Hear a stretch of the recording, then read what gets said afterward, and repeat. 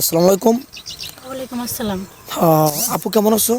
ভালো আছি, আপনারা কেমন আছেন? আল্লাহ তালা খুব ভালো রাখছে। যাই হোক, তোমার নামটা কি জানতে পারি? আমার নাম মোসাম্মদ আয়েশা আক্তার। আয়েশা আক্তার। তোমার হোম ডিস্ট্রিক্ট কোথায়, দেশের বাড়ি? দেশের বাড়ি কুমিল্লা চাঁদপুর। কুমিল্লা চাঁদপুর। তো যাই হোক, তোমার ফ্যামিলিতে কে কে আছেন? আর ফ্যামিলি বলতে ছোট থাকতে বাবা মা নাই, তো চাচা চাচির কাছে বড় হয়েছি। আর তারাই ছোট থাকতে বড় করছে, তো এখন তো বড় হয়ে গেছি, বিয়ের সময় হয়ে গেছে। আচ্ছা। তো দেখা গেছে যে বিয়ে আসে ঠিকই, কিন্তু দেখা গেছে যে অনেক যৌতুক চায়, টাকা পয়সা চায়, সেটা দেওয়ার সামর্থ্য আমার কেউ নাই কে। তো আচ্ছা। সেই কারণে এখানে আসা। ও, যাই হোক, কোনো অর্থ সহায়তার জন্য তো আসো না, বিয়ের সাথের জন্য আসছো না? হ্যাঁ হ্যাঁ, বিয়ে তোমার বয়সটা কত জানো? আমার বয়স এই তো 19 বছর। 19 বছর শেষের দিকে, ধরো 20 ধরলাম, 20। এখন আমাদের এখানে আসছো যে, এখানে কি আমরা যেরকম ছেড়ে দেবো এরকম নিবে, নাকি তোমার কোনো চাহিদা, মূলক চাহিদা বা এরকম তোমার কোনো চাওয়া পাওয়া আছে কিনা? না, আমার তেমন চাওয়া পাওয়া নাই। দেখা গেছে যে যে কোনো বয়সের ছেলে হোক, অল্প বয়সে থাকে, তেমন গরিব হোক, সমস্যা নাই।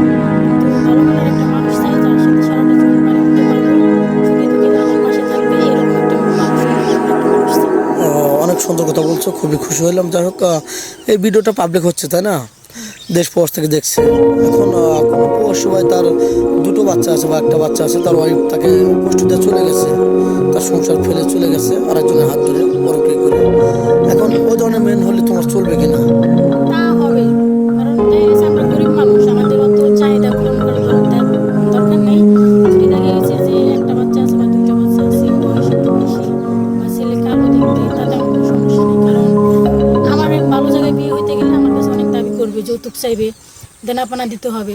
তো আমার অত ভালো দরকার নাই। দেখা গেছে যে যে কোনো ইয়ে হলে আমার হবে, সমস্যা নেই। আচ্ছা, যাক, এমনও প্রবাসী ভাই আছে, তারা তার নিজের রক্ত তাকে কষ্ট দিছে, তার ভাই বোন বাপ মা সবাই কষ্ট দিছে, সেই দুঃখে কষ্টে সে বাংলাদেশে আসতে চায় না। তারপর যদি কোনো ভালো একটা মেয়ে পায় আমাদের ধারায়, তাহলে তার বাড়িতে সে বাড়ি গদ্দর করে তার ওয়াইফকে নিয়ে থাকতে চায়। এরকম ম্যান যদি তোমাকে বিয়ে করতে চায়, তোমার বাড়িতে কি ভিটা মাটি আছে একটু বাড়ি করার জন্য? আছে? হ্যাঁ আছে তা। ও, মানে তোমাকে নিয়ে বসবাস করতে পারবে জি, ঘর বাড়ি করে?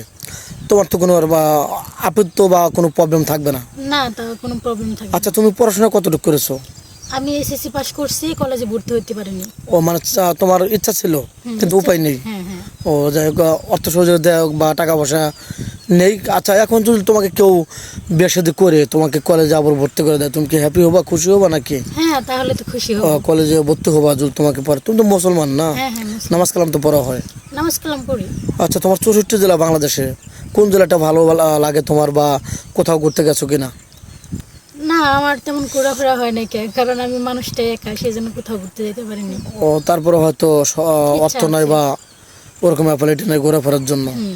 তো যাই হোক, এখন ভিডিওটা লং করতে চাচ্ছি না, কারণ 2-4-5 মিনিটের মধ্যে ভিডিও শেষ করা যায় না। তোমার ফোন নাম্বারটা দিয়ে দাও। আমি তো ফোন চালাই না। ও, এখন তুমি ফোন কেন নেই, আদৌ না, কেন নেই? না, না। আচ্ছা, এই যুগে তো কেউ বিশ্বাস করতে চায় না যে একটা মেয়ের ফোন নেই। না, আসলে কি তুমি অর্থের জন্য কিনতে পারতেছো না, নাকি একটু বলো তো? না, আমার যদি দেখা গেছে বাবা মা থাকতো, তাহলে অবশ্যই আমি ফোন চালাইতে পারতাম।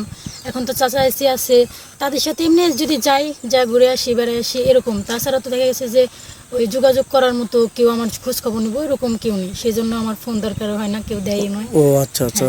তো যাই হোক, ইউটিউব চ্যানেল কর্তৃপক্ষের নাম্বার দেওয়া থাকবে, কেউ ভিডিও কল দেবেন না, মেয়েটার কোনো ফোন নেই। আমাদের নাম্বার দেওয়া থাকবে, ইমো হোয়াটসঅ্যাপ দুটো আছে, কেউ ভিডিও কল দেবেন না, ভিডিও কল দিলে ব্লক করতে বাধ্য হবো। ভালো থাকবেন, সুস্থ থাকবেন, এই সবার জন্য।